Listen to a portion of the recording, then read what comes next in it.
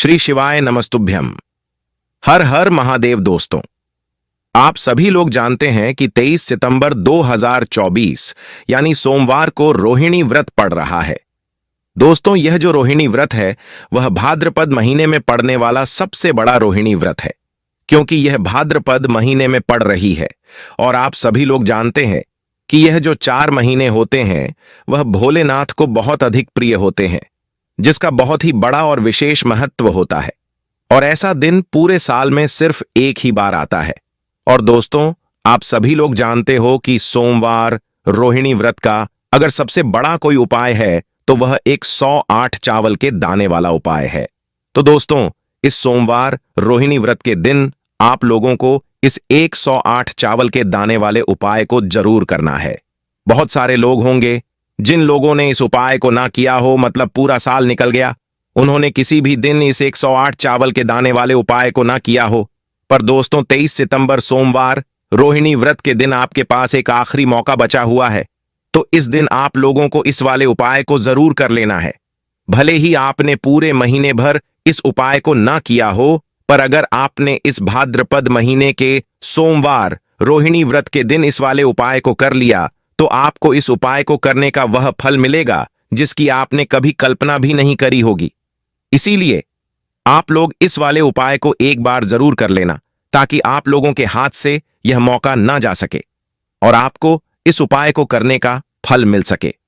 दोस्तों, यह उपाय पंडित जी ने अपनी अभी की ही श्री शिव महापुराण की कथा में बताया है। जिस उपाय को आज हम आपको बहुत अच्छे से समझाने वाले हैं।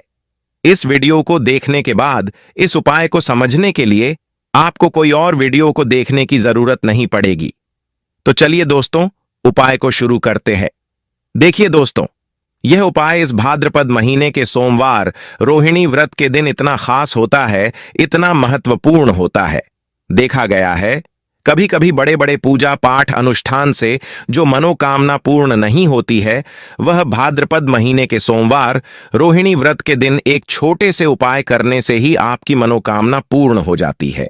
और बहुत सारे लोगों ने इस उपाय को किया भी है और उनको इस उपाय को करने का फल भी जरूर मिला है।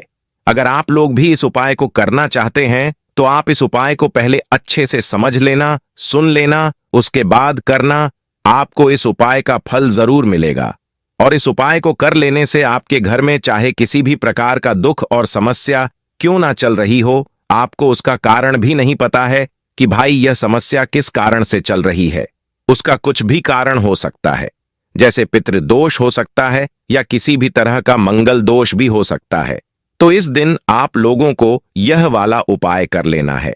यह एक ऐसा उपाय है जिस उपाय को अगर किसी विशेष दिन पर किया जाए तो उस विशेष दिन का फल तो हमें मिलता ही मिलता है, पर हमने उस दिन पर इस उपाय को किया है तो हमें उससे भी बड़ा फल मिलता है। और फल बहुत जल्दी मिलता है, क्योंकि आप इस उपाय को बहुत ही बड़े और विशेष दिन पर कर रहे हो। तो चलिए अब उपाय के बारे में बात करते हैं। लेकिन उससे पहले आप लोगों को यह जानना आवश्यक है कि आखिर यह उपाय किस समय करना है, किसको करना है और कैसे करना है। तो चलिए हम आगे आपको वीडियो में एक एक करके बता देते हैं। लेकिन उससे पहले अगर आप लोग हमारे चैनल पर पहली बार आए हैं या फिर मेरी आवाज पहली बार सुन रहे हैं तो हमारे चैनल को सब्सक्राइब जरूर कर लेना और इस वीडियो को लाइक करके कमेंट बॉक्स में श्री शिवाय नमस्तुभ्यम ओम नमः शिवाय जरूर टाइप कर देना।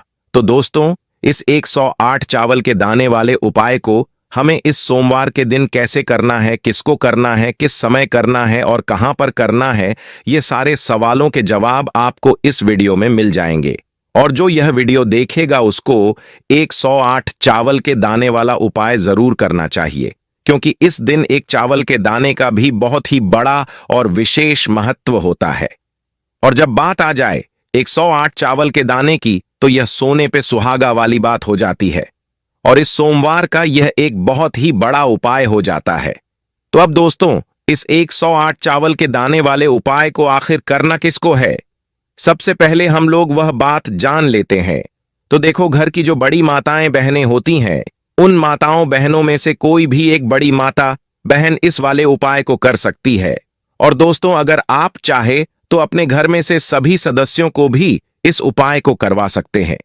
अगर किसी व्यक्ति की खुद की कोई मनोकामना है खुद की कोई दुख और परेशानी है जो कि वह अपने लिए ही इस वाले उपाय को करना चाहता है, तो वह खुद अपने लिए भी कर सकता है।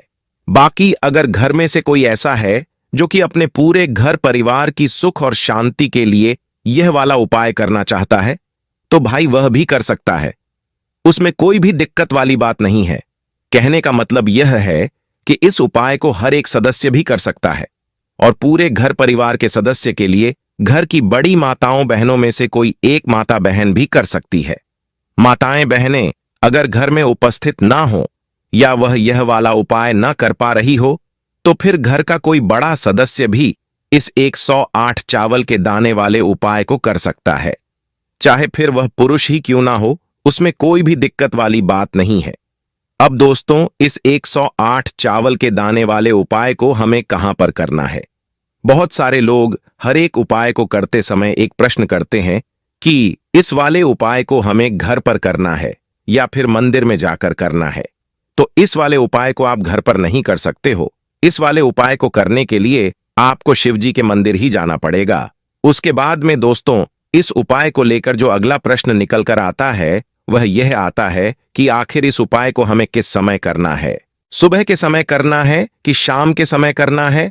तो देखो, इस वाले उपाय को आप लोग सुबह के समय भी कर सकते हो और शाम के समय प्रदोष काल में भी कर सकते हो। अब अगर आप पूछो कि भाई इस 108 चावल के दाने वाले उपाय को करने का सबसे उत्तम समय कौन सा रहेगा, तो हम आपसे बस यही कहेंगे कि इस उपाय को आप सुबह के समय करेंगे तो ज्यादा बेहतर होगा। बाकी अगर प्रदोष काल शाम के समय भी करेंगे तो भी अच्छा होगा, उसमें कोई भी दिक्कत वाली बात नहीं है। तो अब दोस्तों, जो अगली सबसे बड़ी और महत्वपूर्ण बात आती है वह यह आती है कि सुबह अगर हम उपाय को करेंगे तो हमें कितने बजे से लेकर कितने बजे तक के बीच में करना है, और शाम के समय प्रदोष काल में करेंगे तो हमें कितने बजे से लेकर कितने बजे के बीच में करना है। तो देखो, सुबह जितनी जल्दी हो सके आप उपाय को करने की कोशिश करना। बाकी अगर किसी कारणवश लेट भी हो जाओ, थोड़ी देर भी हो जाए, तो 10 या 11 बजे तक भी आप उपाय कर लेना, पर 12 बजे से ज्यादा देरी ना हो, इस बात का ध्यान रखना। उसके बाद में दोस्तों, अगर शाम के समय प्रदोष काल की बात करें, प्रदोष काल का जो समय होता है वह शाम के 6 बजे से शुरू हो जाता है। मतलब शाम के 6 बजे से लेकर 7 बजे के बीच का जो समय होता है, यह समय प्रदोष काल का समय होता है। पर अभी जो मौसम चल रहा है, इस मौसम में शाम बहुत देरी से होती है, तो आप इस उपाय को 7 से 8 बजे के बीच में भी कर सकते हो। मतलब शाम के 6 बजे से रात 8 बजे के बीच में आप कभी भी इस वाले उपाय को कर सकते हो, उसमें कोई भी दिक्कत वाली बात नहीं है। अब दोस्तों, यहां पर इस उपाय को लेकर एक और सबसे बड़ी बात यह निकल कर आती है कि इस 108 चावल के दानों को हमें लेना कहां से होता है, और हमें इस उपाय को करने के साथ में क्या और कुछ भी सामग्री ऐसी होती है जो शिवजी के मंदिर लेकर जानी पड़ती है। तो देखो, यहां पर हम आपको बता दें। सबसे पहले आप लोग यह जान लो कि यह जो 108 चावल के दाने वाला उपाय है, सिर्फ और सिर्फ आप उपाय की सामग्री लेकर कभी भी शिवजी के मंदिर मत जाना, क्योंकि हमें भगवान के सामने यह नहीं दर्शाना है कि अगर हम भगवान शिवजी के मंदिर आए हैं तो अपने फायदे के लिए आए हैं। तो इसलिए जो भी पूजन सामग्री है, उपाय सामग्री है, 108 चावल के दाने, इसके साथ में आपको पूजन सामग्री भी जरूर लेकर जाना है। देखो, अगर सुबह के समय उपाय कर रहे हो तो सीधी सी बात है, एक लोटा जल तो आप लेकर जाओगे ही जाओगे। वहीं एक लोटा जल अगर मिट्टी का जल हो तो बहुत अच्छा रहेगा। मिट्टी का जल कैसे बनाया जाता है? शिवजी पर मिट्टी का जल चढ़ाने का और इस उपाय को करने का आपके पास इस दिन एक आखिरी मौका रहेगा, तो इसलिए इस दिन हो सके तो मिट्टी का जल चढ़ाना। इसलिए अपने साथ में कम से कम 1 लोटा जल तो आपको लेकर जाना ही जाना है। अगर मिट्टी का जल नहीं है तो घर का जल भी आप इस्तेमाल कर सकते हो। इसके अलावा जो भी पूजन सामग्री है, देखो, यह आपके 108 चावल के दाने अलग रहेंगे और जो आपकी पूजन सामग्री रहेगी वह अलग रहेगी। पूजन सामग्री में आप जो भी चीज लेकर जाना चाहे वह लेकर जा सकते हैं। बेलपत्र भी लेकर जा सकते हैं, उसमें कोई भी दिक्कत वाली बात नहीं है। वहीं अगर हम शाम के समय की बात करें तो शाम के समय शिवजी पर जल नहीं चढ़ता है, इसीलिए शाम के समय आप लोग एक दीपक तैयार कर लें, जो कि गोल बाती का, आटे का, शुद्ध देसी गाय का घी का होगा। इस बात का आप लोगों को ध्यान रखना है। और इस दीपक को आपको घर से जलाकर नहीं लेकर जाना है, भगवान शिव जी के मंदिर में जाकर ही जलाना है। इस बात का भी आप लोगों को ध्यान रखना है। अब दोस्तों, यहां पर हमें इस बात को समझना है कि यह 108 चावल के दाने हमें कहां से लेने हैं। क्या हमें दुकान से लेकर आने हैं, या हमें अपने घर से लाने हैं, या कहां से लेकर आने हैं, और कौन से चावल लेने हैं, क्योंकि चावल भी बहुत प्रकार के होते हैं। तो देखो, इन सभी सवालों के जवाब आप लोग एक बात में सुन लो कि भाई, ये जो उपाय है, इस उपाय में आपको ये नहीं देखना है कि कौन से चावल है, कौन से चावल नहीं है। बस जो भी चावल ले रहे हो, वह चावल का दाना साबुत होना चाहिए, टूटा हुआ नहीं होना चाहिए, कटा पीटा नहीं होना चाहिए। यह बात का आपको ध्यान रखनी है। बाकी आपका चावल बासमती हो या सादा चावल हो या कोई सा भी चावल हो, उसमें कोई भी दिक्कत वाली बात नहीं है। तो सीधी सी बात है कि आपके घर के रसोई घर में जहां पर आप भोजन बनाते हो, वहां पर जो भी चावल आपके उपस्थित हो, उन चावलों में से अपनी एक कटोरी भर लेना या एक मुट्ठी चावल अलग से निकाल कर रख लेना, क्योंकि हम 108 चावल ही यहां पर इस उपाय में लेने वाले हैं। तो हमें ये चावल के दाने गिनकर निकालने पड़ेंगे। इस बात का आप लोगों को ध्यान रखना है। तो अपने उस चावल की कटोरी में से या चावल में से 108 ऐसे चावल के दाने आप लोग निकाल लो जो कि टूटे हुए ना हो, कटे पीटे ना हो, जिनमें कोई दाग ना लगा हुआ हो। अच्छे साबुत 108 चावल के दाने आप लोग निकाल कर रख लो और इन्हें किसी भी एक कागज की पुड़िया में या किसी एक छोटी सी कटोरी में आप लोग रख लो, ताकि यह सुरक्षित रहे। आपके एक भी चावल का दाना इधर उधर ना हो और आपका उपाय भी पूरा अच्छे से हो जाए। तो भाई, जैसे ही आपके उपाय की जो सामग्री है, 108 चावल के दाने तैयार हो जाते हैं, उसके बाद में आपको जो भी अपनी पूजन सामग्री है, सुबह के समय कर रहे हो तो एक लोटा जल या पूजन सामग्री जो लेकर जाना चाहो उसकी भी तैयारी कर लेना, और शाम के समय जा रहे हो तो अपना जो दीपक है उसे तैयार कर लेना। और उपाय को करते समय शुद्धता का विशेष रूप से ध्यान रखना। सुबह स्नान करने के बाद ही आप लोग उपाय को करने की तैयारी करना। उसके बाद अगर शाम के समय की बात करें तो शाम के समय आपको स्नान करने की जरूरत नहीं है, पर शुद्धता का ध्यान रखना है। शाम के समय प्रदोष काल में आप हाथ मुंह धोकर भी इस वाले उपाय को कर सकते हैं, इसमें कोई दिक्कत वाली बात नहीं है। तो आप अपने उपाय की पूरी सामग्री तैयार करके अपने घर के पास में जहां पर शिव जी का मंदिर हो वहां पर पहुंच जाए। सबसे पहले शिव मंदिर में जाकर आप लोगों को उपाय नहीं करना है, पहले भगवान के दर्शन करने हैं, भगवान से आशीर्वाद प्राप्त करने हैं, फिर शिव जी के शिवलिंग के पास में आना है।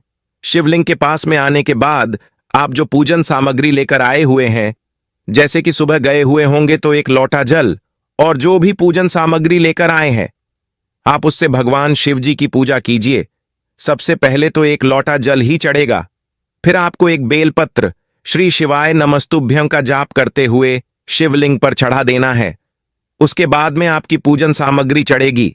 उसके बाद अगर आप शाम के समय इस उपाय को कर रहे हो तो अपने साथ में कम से कम एक दीपक जो गोल बाती का है, जो आप अपने साथ में लेकर गए हो, उस दीपक को मंदिर में जाकर अपनी माचिस से जलाना है और उस दीपक को शिवलिंग के पास में रखना है। इस दीपक को रखने के बाद ही आप लोगों को अपना यह वाला उपाय शुरू करना है और दीपक को ज्यादा पास में मत रखना। वैसे भी गर्मी पड़ रही है, भगवान शिव जी को आंच नहीं लगनी चाहिए। तो भाई, जैसे ही आपकी पूजा अर्चना हो जाती है, आप भगवान शिव जी को प्रसन्न कर लेते हैं। उसके बाद में शिवलिंग के पास ही में आप कहीं पर बैठ जाइए, सामने या आसपास जिस जगह पर आपको बैठना हो वहां पर बैठ जाइए और अपने वह 108 चावल के दाने अपने सामने निकाल कर रख लीजिए, क्योंकि अब यहां पर आपको उपाय को करने की तैयारी करनी है। और इस तरीके से जब आप उपाय करेंगे, पूजा अर्चना करने के बाद, तो आपको उपाय का फल बहुत जल्दी और बहुत बड़ा मिलेगा। तो अपने 108 चावल के दाने आप सामने निकाल कर रख लेना, और यह जो उपाय है यह आपकी सीधे हाथ की हथेली से होगा, इसलिए इस बात का भी विशेष रूप से ध्यान रखना है। तो सीधे हाथ की हथेली का प्रयोग करके ही आप लोग इस वाले उपाय को करना। आपके सामने जो भी कागज की पुड़िया है उसको खोल कर रख लो, या कटोरी है तो उसे अपने सामने रख लो और अपने वह 108 चावल के दाने निकाल लो। उसके बाद में दोस्तों, अब शिवलिंग आपके सामने होगी तो आपको वह 108 चावल के दाने एक एक करके आपको शिवजी के शिवलिंग के ऊपर चढ़ाना है। आपको चावल के दाने अपनी हथेली से शिवलिंग के ऊपर चढ़ाने हैं, भले ही फिर वह अपने आप जलाधारी पर गिर जाए या वहीं पर गिर जाए, उसमें कोई दिक्कत वाली बात नहीं है। पर आप शिवलिंग के ऊपर ही चढ़ाओ। तो आपको क्या करना है, आपको अपना पहला चावल का दाना उठाना है, श्री शिवाय नमस्तुभ्यम बोलना है और शिवलिंग पर चढ़ा देना है।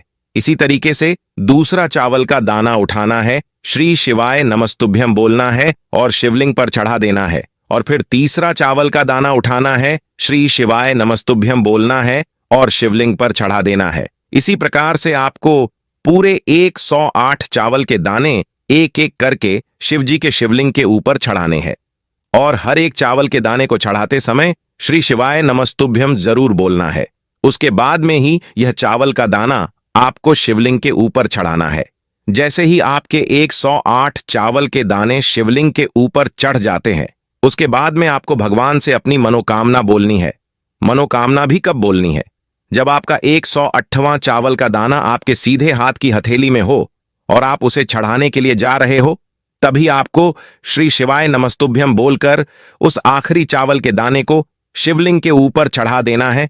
और फिर भगवान से अपनी वह मनोकामना बोल देना, जिस मनोकामना के लिए आप लोग अपना यह वाला उपाय कर रहे हो, जिस भी दुख और परेशानी के लिए आप लोग अपना यह वाला उपाय कर रहे हो। उसके बाद में जैसे ही आप अपनी मनोकामना बोल देते हो, आपका यह वाला उपाय पूरा हो जाता है। पर दोस्तों, उपाय को करने के बाद आप लोगों को 2 मिनट भगवान शिवजी के मंत्र का जाप जरूर करना है। और मंत्र का जाप करने के बाद भगवान से एक और बार अपनी मनोकामना के लिए या अपने जो भी दुख और परेशानी है उसके लिए प्रार्थना करनी है। इसके बाद में आप लोग भगवान को देखकर भगवान से प्रार्थना करके उनसे आशीर्वाद लेकर वहां से उठ सकते हैं और अपने घर पर जा सकते हैं। बस दोस्तों, यहां पर यह वाला उपाय पूरा हो जाता है। इस तरीके से जो भी व्यक्ति छोटी छोटी चीजों का ध्यान रखते हुए इस 108 चावल के दाने वाले उपाय को करेगा, निश्चित सी बात है उसकी मनोकामना जल्द ही पूर्ण होगी और जो भी दुख और परेशानी है वह भी बहुत ही जल्द दूर होंगे। तो दोस्तों, अगर आपको हमारी यह वीडियो पसंद आई हो तो हमारे इस वीडियो को लाइक और चैनल को सब्सक्राइब जरूर करें। हर हर महादेव। ओम नमः शिवाय।